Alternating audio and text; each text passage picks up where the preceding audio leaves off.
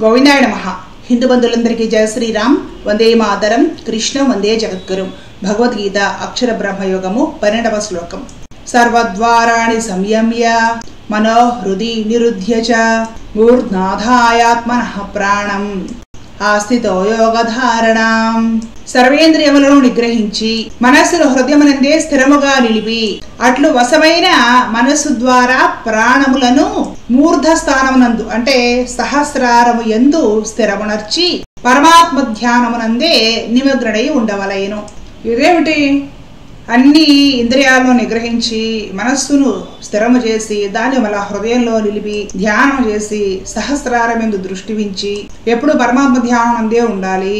ఏమిటిది, మనం చేయగలమా అనుకుంటాం. మనం దీనికి కాస్త తేలిగ్గా తెలుసుకుందాం. ఇప్పుడు కళ్ళు మూసుకోగలుగుతామండి, మిగతా ఇంద్రియాలన్నీ మూయగలుగుతామా?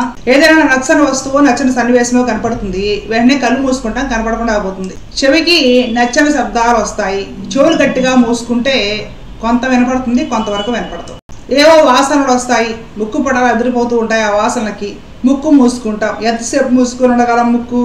నాలుక రకరకాల రుచులు కోరుతుంది, ఆ నాలుకను మూయగలమా? చర్మము రకరకాల స్పర్శలు కోరుకుంటుంది, ఆ చర్మాన్ని మూయగలమా?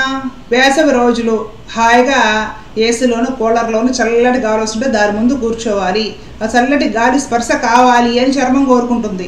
దాన్ని మూయగలమా మనము? సరే, కళ్ళు మూసే అవకాశం ఉంది, కళ్ళు మూస్తున్నాము. మనసును మూయగలమా?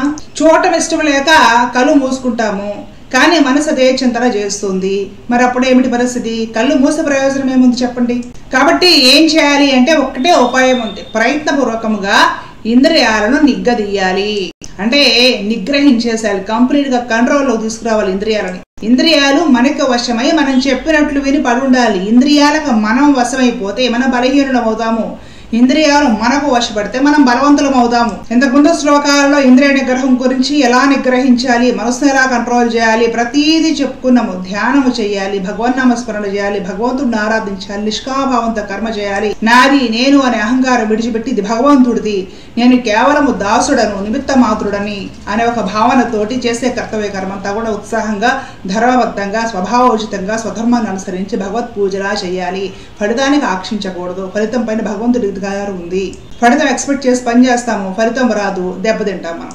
ఇలాంటివన్నీ కూడా చక్కగా శాస్త్రం ఏదైతే చెప్పిందో అలా పాటించుకుంటూ పోవడం వల్ల ఏమవుతుందంటే జీవితం అంతా మనం పూజ చేసిన వాళ్ళమే అవుతాము, జీవితం అంతా మనం తపస్సు చేసిన వాళ్ళమే అవుతాం. అలా చేయడం వల్ల నిదానంగా ఇంద్రియాలు శాంతిస్తాయి, మనసు శాంతిస్తుంది, బుద్ధి మంచి స్థిరమైన సూక్ష్మమైన బుద్ధి అవుతుంది. బుద్ధిలో పరమాత్మను నిలపగలుగుతాము. ఈ శాంతించిన మనసుని, బుద్ధిని హృదయమునందు స్థిరముగా నిలపాలి. ఎలా నిలుపుతాం స్థిరంగా? భగవంతుడు హృదయంలో విరాజమానుడై ఉంటున్నాడు అనే ఒక భావన ఉంది కదా, దాని మీద నీ మనసు నిలుపు అని అర్థం. నిలపాలి మనసు అంటే ఆ గుడికి వెళితే దేవుడు ఉంటాడా? ఉంటాడు, నిజమే. ఇంట్లో ఫోటోల్లోను విగ్రహాల్లోను దేవుడు ఉంటాడా? ఉంటాడు. దేవతా వృక్షాలు ఉంటాయి, దేవుడు ఉంటాడా? పర్వతాల మీద దేవుడు ఉంటాడా? నది తీరాన దేవుడు ఉంటాడా? అన్ని చోట్ల దేవుడు ఉంటాడు, నిజమే. వాడన్ని చోట్లకి దేవుడిని చూడాలన్నప్పుడల్లా మనం పరిగెత్తగలమా? కుదురుతుందా? వెళ్ళినా ఆ దేవాలయాలు కొన్నిసార్లు మూసేసి ఉంటాయి, కొన్ని సమయాల్లో తెరుస్తుంటాయి. ప్రతిసారి దర్శనం చేయలేం కదా. భగవద్ దర్శనం ఎప్పుడు కూడా ఇక్కడ చేయడానికి ప్రయత్నం చెయ్యాలి, తెలుసుకోవాలి. అంతరంగనాథుడే అంతరంగంలోనూ ఉంది కూడా ఆ స్వామియే.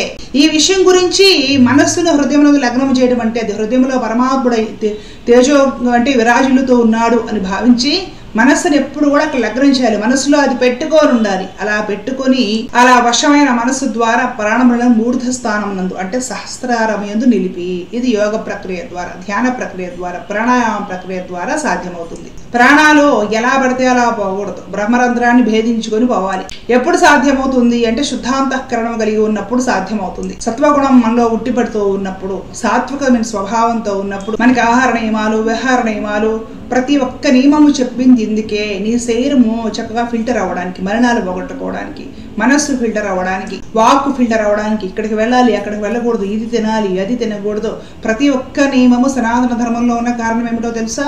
శరీరము శుద్ధి జరుగుతుంది, నాడులు యాక్టివేట్ అవుతాయి, శరీరంలో ఉన్న చక్రాలు నిదానంగా యాక్టివేట్ అవుతాయి. ఏ పని చేస్తే త్రికరణ శుద్ధిగా చేయగలుగుతాము. ఇంద్రియాలన్నీ కూడా మన ఆధీనంలోకి వస్తాయి. వీటి కోసమే ప్రతి నియమము చెప్పారు. ఇది అర్థం చేసుకోలేని వాళ్ళు ఏమవుతారంటే, ఇన్ని రకరకాల నియమాలు పెట్టారు ధర్మంలో, ఇవన్నీ ఎందుకు, మాకు తాగినా తిరినా ఏం చేసినా కూడా ఆదివారం రోజున వచ్చేసి మోకరిల్లి ప్రార్థన చేస్తే అన్నీ అయిపోతాయి. ఈ మాటలు మైకుల ముందు ఆదర్శాలు వల్లించడానికి బాగుంటాయి, కానీ నిజానికి శరీరము, ఇంద్రియాలు, మనస్సు లొంగనిదే ఆ పరమాత్మను ఒడిసి పట్టుకోవడం చాలా కష్టం. కాసేపు మైకుల ముందు గుండెలు బాదుకుని ప్రార్థనలు చేస్తే అయిపోతుందా చెప్పండి? మరలా అది అవగానే ఇమీడియట్ గా వేడివేడి బిర్యానీ కావాలి తినడానికి. ఆ బిర్యానీ కోసమే చాలా మంది అన్ని మతాల ప్రార్థనా స్థలాలకు వెళ్తారు. నాలుకను నిగ్రహించాలి, ఆహార నియమాలు పాటించాలి. కాళ్ళను నిగ్రహించాలి, విహార నియమాలు పాటించాలి. నిగ్రహంలోనే అంతా ఉంది, ఉండాల్సిన శక్తి, మహిమ అంతా నిగ్రహంలోనే ఉందిరా అని శాస్త్రాలు చెప్తుంటే, కేవలము తిండి కోసం, నాలిక రుచి కోసం బిర్యానీలు పెడతారని ఇంకొక అలా అన్ని మతస్థుల పండగలకు వెళ్ళి అక్కడ హలీములు తినేసేసి వాళ్ళని వాటేసుకోవడం. కేకులు పెడతారని క్రిస్మస్ పండుగ రోజు చర్చిలకు పోవడం.